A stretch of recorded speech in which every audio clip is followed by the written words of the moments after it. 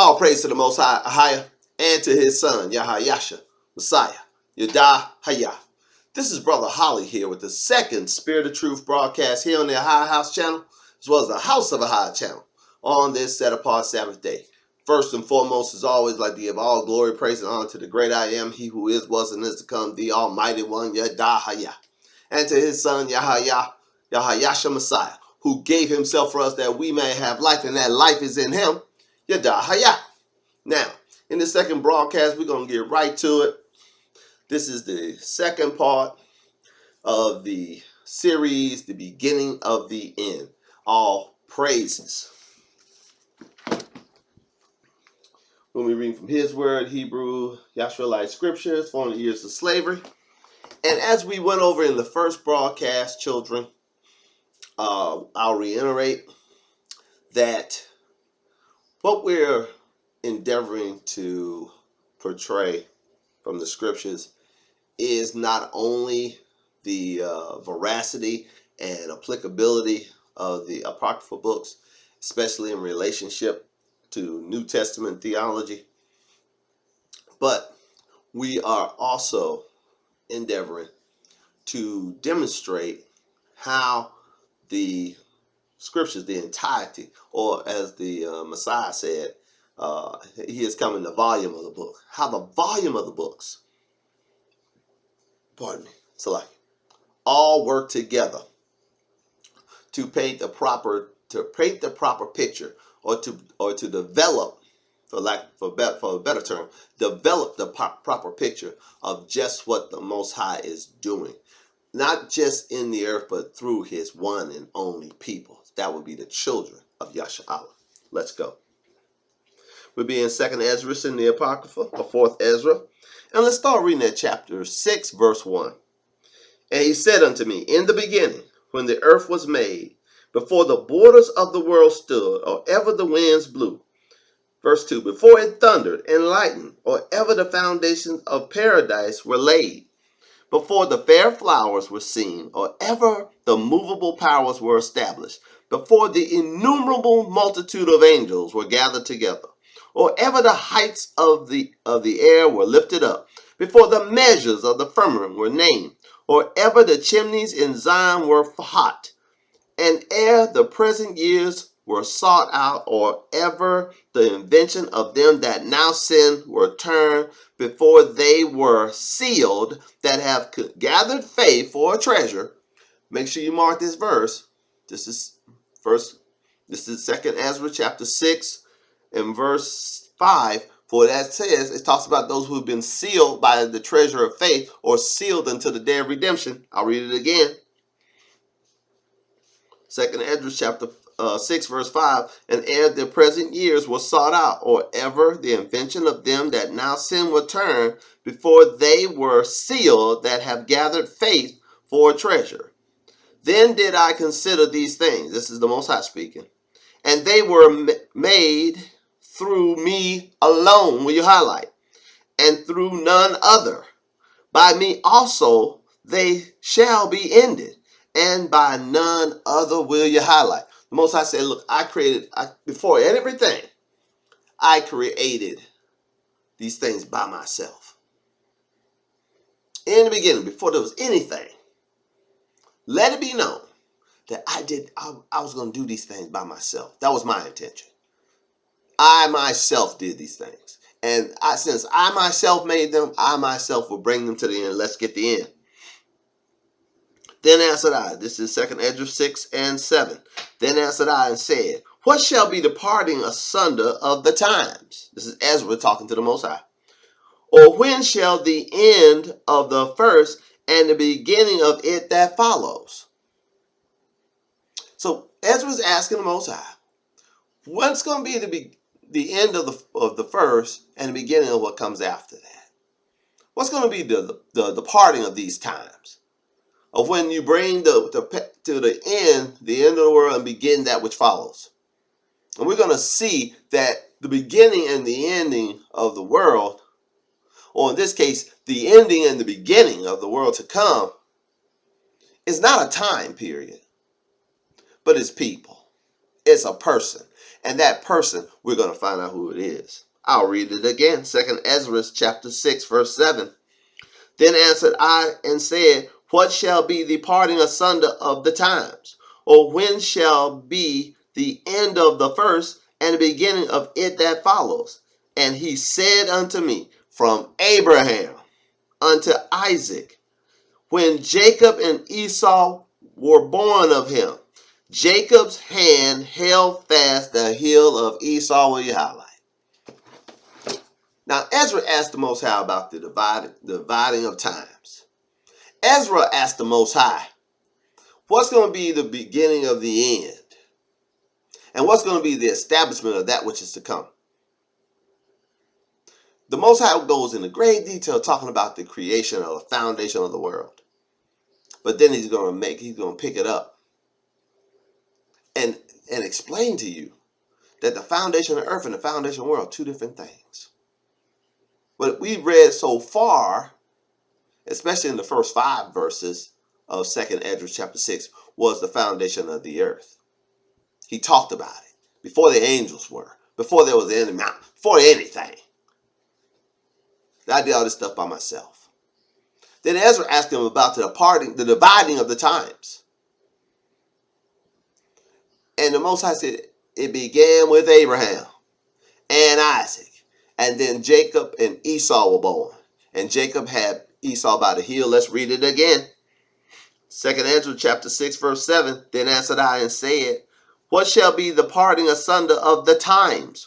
Or when shall be the end of the first and the beginning of it that follows? And he said unto me, from Abraham. And he didn't say from Adam. We found out in the first broadcast, in part 1 of this series, that from Adam to Noah was that world that was. And the flood took them away, except for 8 righteous souls. It said in 2nd Ezra chapter 3 that of Noah came all righteous men.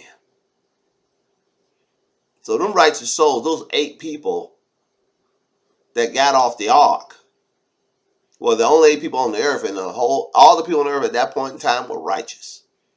But as time progressed and they spread out, the sons of Ham went this way, the sons of Shem went this way, and the sons of Japheth went that way, and they multiplied, and the whole world fell into apostasy all over again. Now, did the Most High destroy the world again with another flood? No, he did not. He did something different. He founded what is known as the world in a man named Abraham. He began again. Like he began with Adam in the garden. He began with Noah after the flood. He began again after the second apostasy of man. A man went into apostasy all over again. Everybody did evil, more evil than before. He started again with a man. This man is named Abraham. We found out in 3rd chapter of 2nd Ezra that he loved Abraham. That he established an everlasting covenant with Abraham and his seed after him. And he gave Abraham promises. And he gave those promises passed on to Isaac. And those promises that were Isaac's passed on to Jacob. And now Ezra is asking about what's the dividing asunder of the times, Most High. What's the dividing asunder of the times? How are we going to know when one ends and another one begins? I'll read that one more time. 2nd Ezra 6, 7. Then answered I and said, what shall be the parting asunder of the times? Or when shall the end of the first and the beginning of it that follows? And he said unto me, from Abraham unto Isaac, when Jacob and Esau were born of him, Jacob's hand held first the heel of Esau. Verse 9 is key. For Esau is the end of the world, and Jacob is the beginning of it that follows. Will you highlight and underline? What was the initial question asked by Ezra? What shall be the dividing asunder of the times? The Most High's answer was I'm going to talk to you about two brothers, two twins, two nations, as is pointed out in what their mother Rebecca was told.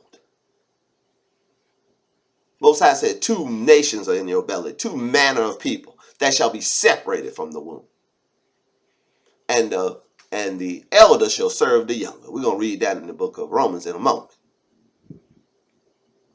But the elder son, Esau, is significant in that at the birth of Esau, the world that he represented ended. And at the birth of Jacob, the world which he represents began. Jacob is the beginning or the foundation of the world that is, of the world of the people the Most High love. Now John 3:16, which all Christendom is based upon. Now you know what it's saying there. I'm going to read to you from the book of Romans how the Most High felt about Esau, or the end of the world, and how he felt about Jacob, or the foundation of the world, here in a moment. But let's continue here. I'll read it again. 2 Esdras chapter 6 verse 7, then answered I and said, what shall be the parting asunder of the times? Or when shall the end of the first and the beginning of it that follows? And he said unto me, from Abraham. He didn't say from Adam. I got to keep reiterating that. That's why I read in the first broadcast from 2 Esdras chapter 3, so you would get the flow. Everything that happened from Adam to Abraham doesn't matter anymore. Wow. And we read in 2 Esdras chapter 3 that from Adam to Noah, to the flood of Noah, the Most High dealing with everybody. But he don't deal with everybody no more. That's why I said it doesn't matter anymore. Because he doesn't deal with everybody anymore. And knowing that, and seeing it in black and white, here in the Hebraic version of the Apocrypha, we found out that Josephus knew of a Greek version and knew it had innumerable books. But the Hebrew version, the authentic version, and Josephus was a first century AD writer. These things happened on his watch. The ministry of the Apostle Paul happened on Josephus' watch. The Messiah walking the earth happened on Josephus' watch. And these books that I'm reading from were in existence during the time of Josephus. That means they were in existence during the time of the Messiah. They were in existence during the time of the apostles, to include your favorite, the Apostle Paul. So it's no wonder that the Apostle Paul would say things from here, from First Maccabees, from Tobit, from First Ezra, Second Ezra, Ecclesiasticus, or some book of Sirach, from the wisdom of Solomon. No wonder the Messiah quoted it. As we go on this series, we're going to see where the Messiah was talking directly from it. Wow. But we're gonna piggyback on something being brought out here about Jacob and Esau being the end of one world and the beginning of that which follows, and we're gonna see who the Most High love and who he hate. Does he love and hate indiscriminately, or did he make a decision to choose one? And we're gonna read. Wow, we found out in the first broadcast he chose Jacob and set by Esau. But we're going to hear from the mouth of the Apostle Paul. Hold your place in Ezra chapter 6. All praises. Thank you for your patience. Let's turn over to Romans. Romans chapter 9. And all you who have been here more than once. And I'd just like to take a moment right now and thank all the new subscribers on both channels. Thank you, and welcome to House of AHAYAH and AHAYAH'S house. For those of you who are new my ways, my teaching style may be a little unorthodox, but hopefully you're gleaning something from it. Hopefully you got your Bibles open. Hopefully you got your book of scriptures open, and you're following along. I try to be concise. I try to be orderly, but sometimes I just go off on tangents. So bear with me, and thank you for your patience. But for you who've been here since the beginning or nearby, y'all know how I am. All praises. Let's just continue. Woo! Romans chapter 9. Wow. Let's start reading at verse 6. Romans chapter 9, verse 6. Not as though the word of AHAYAH had taken none effect, for they are not all YAHAYAH who are of YAHAYAH. How many other nations are in the nation, or in the country mass, or in the land mass of YAHAYAH, or the land of Canaan? There's 7 other nations there that are listed in the Torah. So not everybody in the land mass known as the land of YAHAYAH are of YAHAYAH. Verse 7, neither because they are the seed of Abraham are they all children. Remember we talked about Ishmael earlier? How he didn't have a covenant according to Genesis chapter 17? Now he's not considered a child of the Most High like Isaac is and like Jacob is. Why? Because he wasn't given any promises. He was blessed, but he wasn't given any promises. We're going to read right here. Romans chapter 9, verse 7, neither because they are the seed of Abraham or his offspring are they all children, for in Isaac shall thy seed be called. Will you highlight? Well, what other seed Abraham had besides Isaac? Ishmael, his firstborn. But Ishmael, as I keep reiterating, and I'll say it again, and I'll say it again, and I'll say it again, because why? Because in 2nd Esdras chapter 3, it said that the Most High established an everlasting covenant with Abraham and his seed after him. And we find out right here that the seed of Abraham, named Ishmael, and all the Ishmaelites are not counted for the seed. Only Isaac is. So let's continue. Romans chapter 9, verse 7, your favorite apostle, the Apostle Paul speaking. Neither because they are the seed of Abraham are they all children, for in Isaac shall thy seed be called. That is, verse 8, they which are the children of the flesh, Ishmael, and the children of Keturah, Abraham's side piece. These are not the children of AHAYAH. These are not the children of the Most High. But the children of the promise are counted for the seed. Well, you highlight. Ishmaelites ain't the Most High's people. The side pieces children, the children of Keturah, are not the Most High's people. No. Only those who are of the promise, and only those who come through Isaac can be considered the Most High's people. But not all of them. We're going to next verse. I'll read it again. Whoa.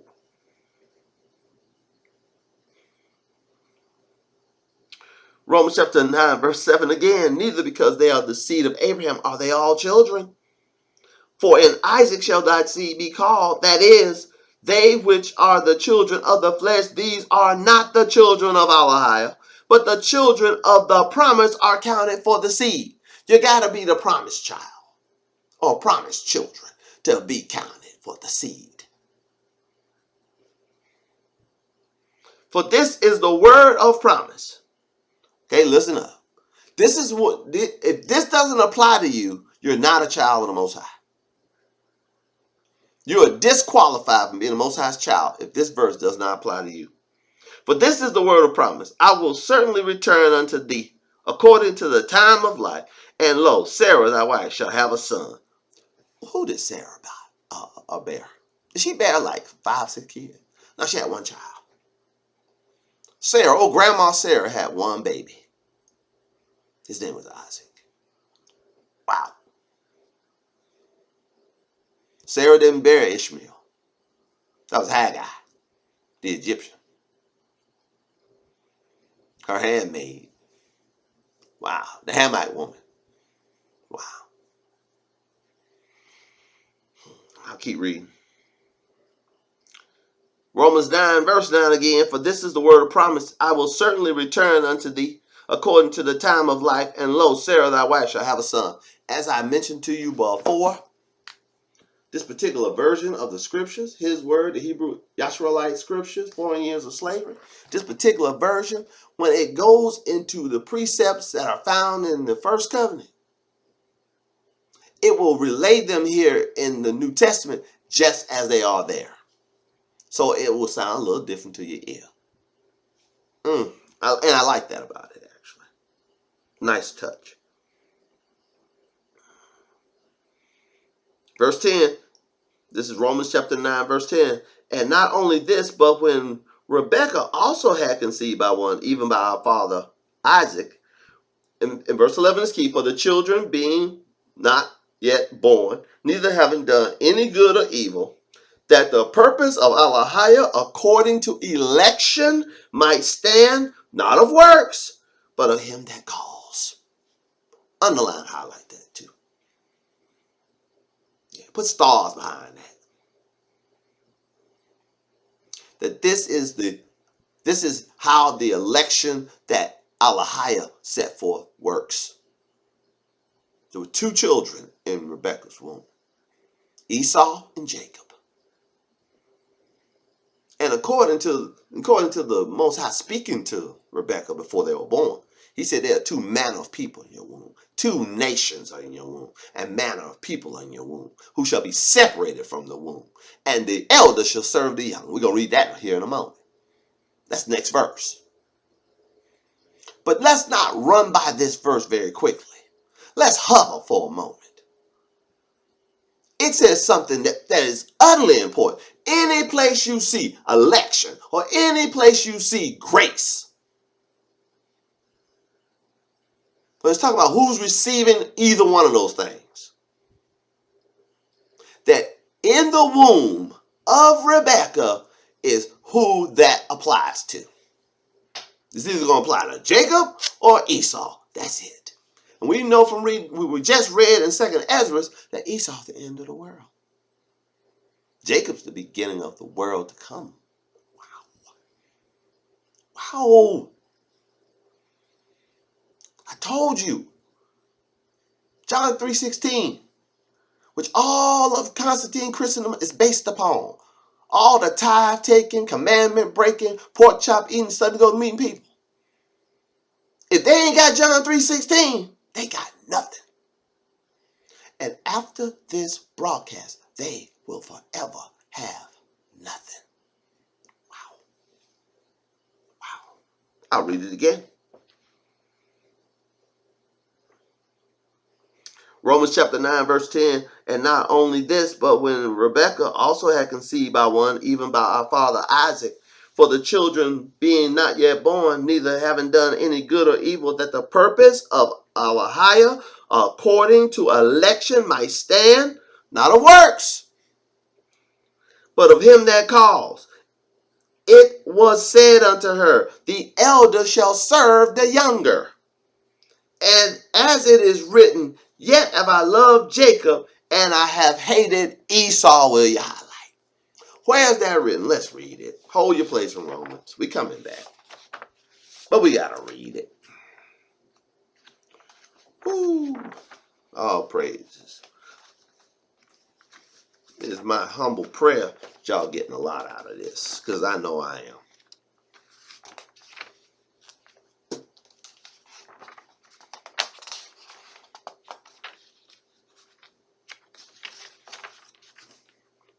Malachi chapter 1. Book of Malachi in the Old Testament chapter 1. Let's start reading at verse 1. The burden of the word of YAHAYAH to Yasharahla by Malachi. I have loved you, saith YAHAYAH. Yet ye say, wherein have thou loved us? Was not Esau Jacob's brother? Saith YAHAYAH. Yet I loved Jacob. Malachi chapter 1 verse 3. And I hated Esau, and laid his mountain and his heritage waste for the dragons of the wilderness. Underline and highlight. This is the AHAYAH, I am that I am speaking. He said, I love Jacob, and I hated Esau. Now, we see that the love of Jacob and the hatred for Esau that the Most High has ain't about works. We just read it in Romans 9. We'll read it again. It's about the election of grace. That was his purpose. He purposed in himself. Just like he purposed in himself. Not to wipe out all mankind. Not to start over again. Nope. He purposed in himself to pick somebody and to make that man a great nation. To make that man his chosen people.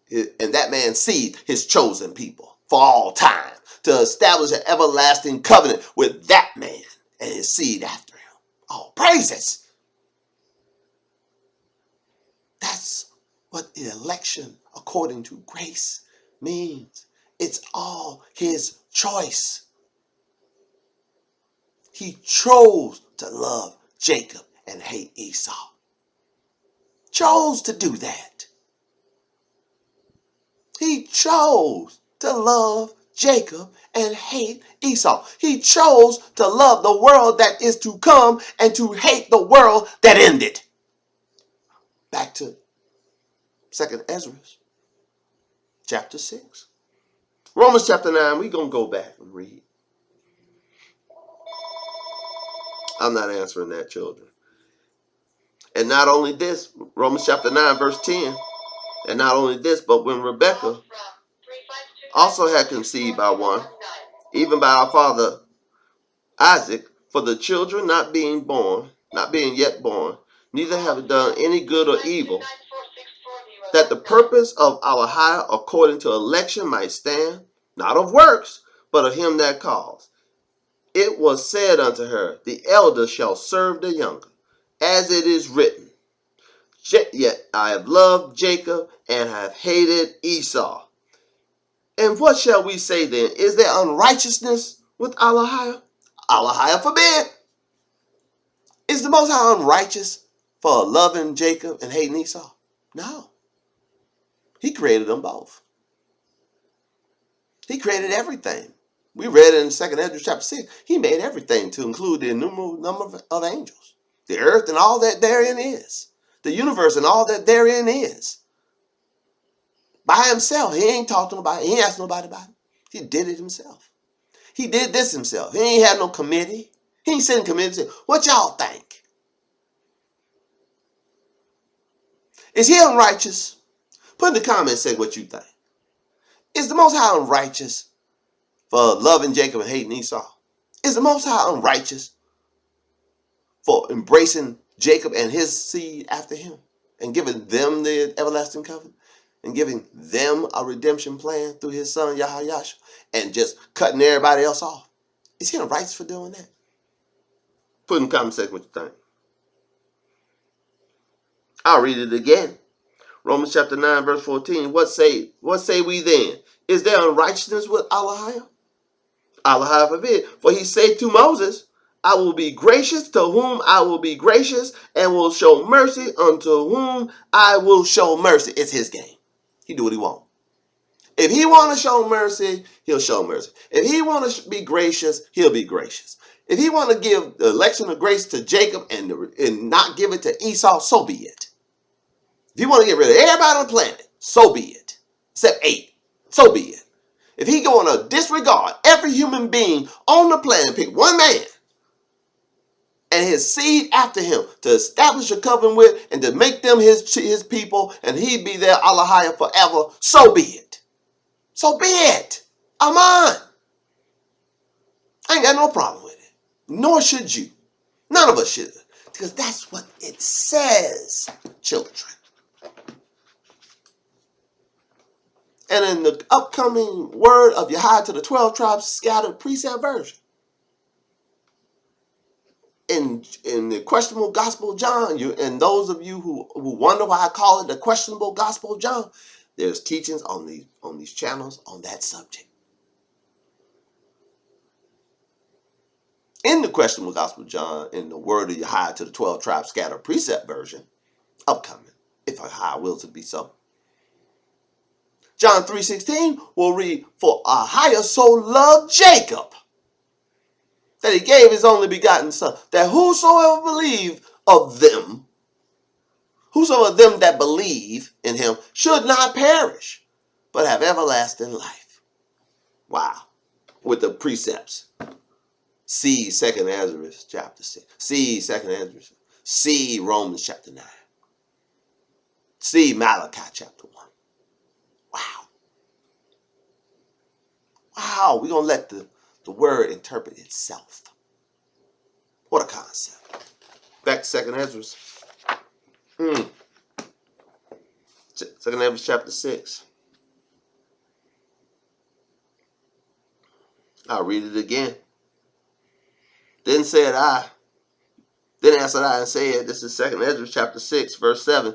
Then answered I and said, what shall be the parting asunder of the times? Or when shall be the end of the first and the beginning of it that follows? And he said unto me, from Abraham unto Isaac, when Jacob and Esau were born of him, Jacob held first the heel of Esau, for Esau is the end of the world, and Jacob is the beginning of it that follows. The hand of the man is betwixt the heel and the hand. Other questions, Ezra? Ask me not. Woo! Don't ask me no more questions. All right, I didn't explain to you how it all is. I have explained to you the dividing of the times. I've explained to you who the end of the world is. And I've explained to you who is the beginning of the world to come. And let's see one last scripture here in 2nd Ezra that says unequivocally that Jacob is the world.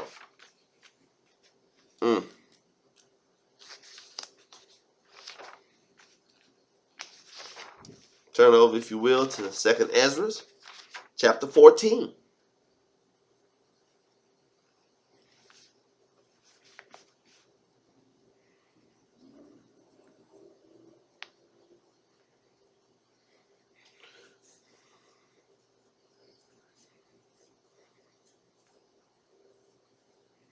That's 2nd Ezra, chapter 14. Let's start reading at verse 6.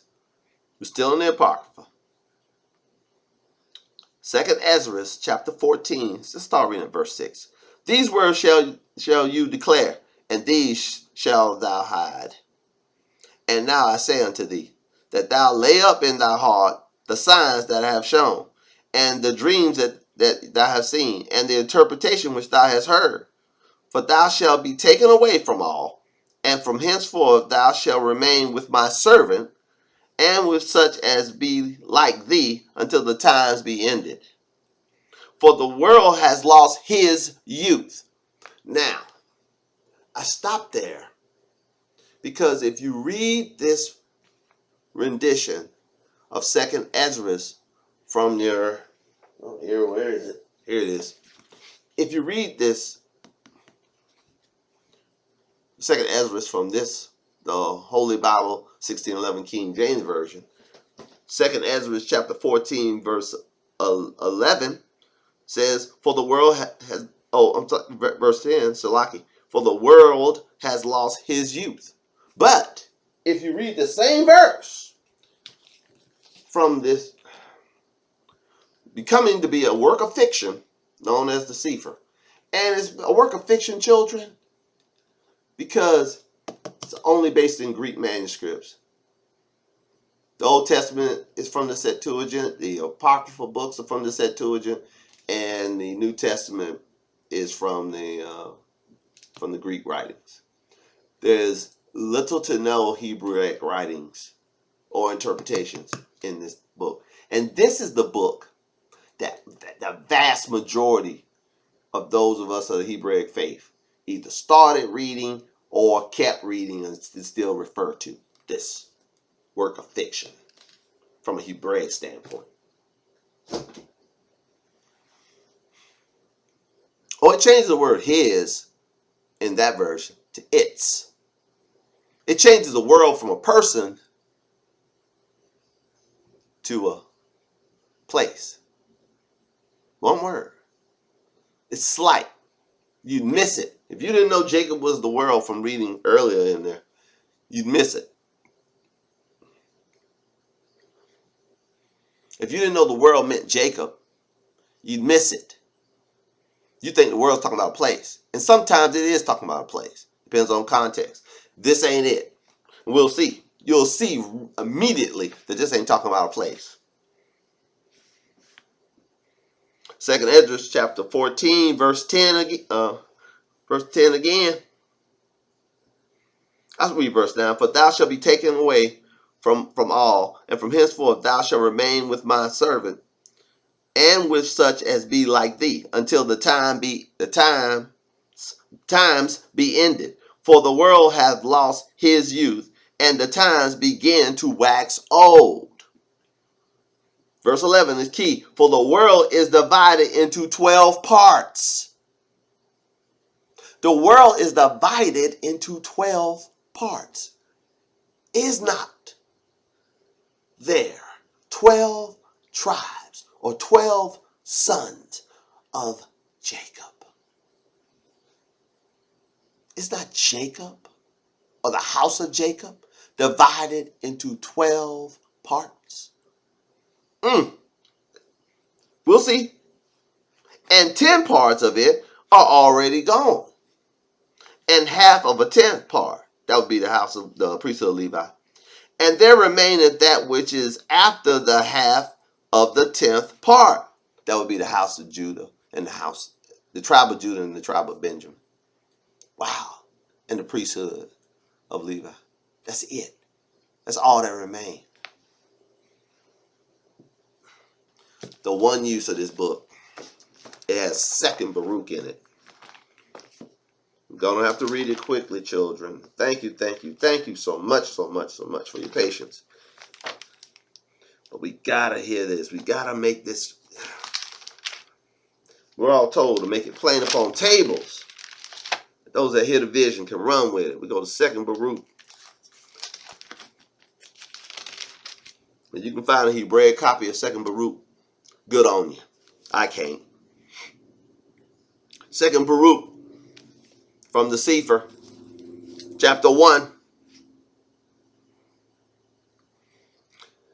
Let's start reading at verse 2. This is 2nd Baruch, chapter 1, verse 2. Have you seen all this that this people are doing to me? That the evils which these 2 tribes which remained have done are greater than those of the 10 tribes which were carried away captive. So in second Esdras, in the Apocrypha, it says that the world was divided into 12 parts. 10 parts were carried away. And a 10th of a part. And 2 parts remained with the 10th of a part. We see from 2nd Baruch chapter 1, another apocryphal book, that 2 tribes remained and 10 tribes were taken away. As I said earlier, the world that is waxing old, the world that is his that is the world. It's Jacob. These are talking about the 12 tribes of Jacob. I'll read it again. 2nd Esdras chapter 14. Start reading at verse 10. For the world hath lost his youth, and the times begin to wax old. For the world is divided into 12 parts, and the 10 parts of it are gone already, and a half of a 10th part, and there remains that which is after the half of the 10th part.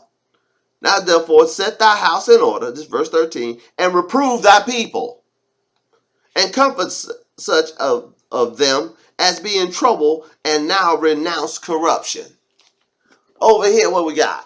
2nd Baruch, chapter 1, verse 2. Have you seen all that this people are doing to me?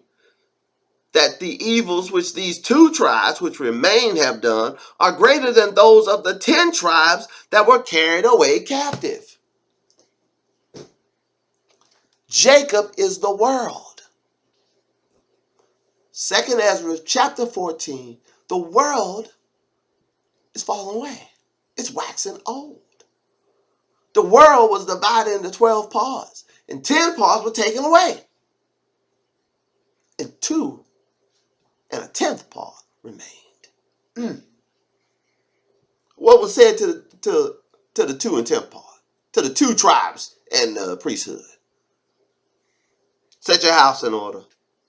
Verse 13, 2 Ezra 14:13. Now therefore set your house in order, and reprove your people. Comfort such of them that be in trouble, and now renounce corruption. Let go from thee mortal thoughts, casting down imaginations. I told you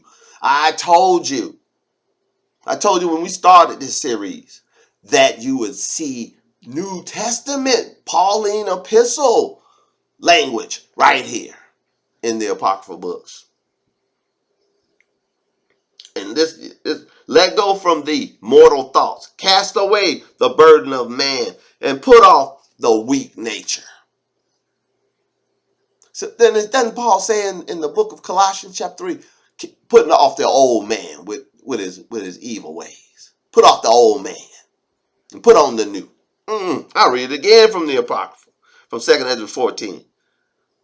2 Ezra 14:14, let go from the mortal thoughts, casting down imagination, every high thought that exalts itself against the knowledge of AHAYAH, bringing into captivity every thought to the obedience of Messiah. Let go from the mortal thoughts, cast away the burdens of man, and put off the weak nature. Set aside the thoughts that are most heavy unto thee, and haste thee to flee from these things. For yet greater evils than those which thou hast seen happen shall be done hereafter. Close the book. What did we learn in this broadcast, children? And thank you for your patience. We learned that Esau is the end of the world. We learned that Jacob is the beginning of the world to come. We learned that Jacob is waxing old. Jacob is the world that is waxing old. Jacob is the world that was divided into 12 parts. And 10 parts and a 10th were taken away, led away. We found out from reading 2 Baruch chapter 1 that the 10 that were taken away were tribes of Jacob. And the 2 tribes remain. For the 2 tribes that remain, for Benjamin and Levi, and the priesthood, Benjamin and Judah, and the priesthood of Levi, we got a word for you. Cast down those imaginations. Put off the weak nature. Put on the new man, which is created in righteousness and true holiness. All praises to the Most High, AHAYAH, and to his Son, YAHAYAH, Messiah, YAHAYAH.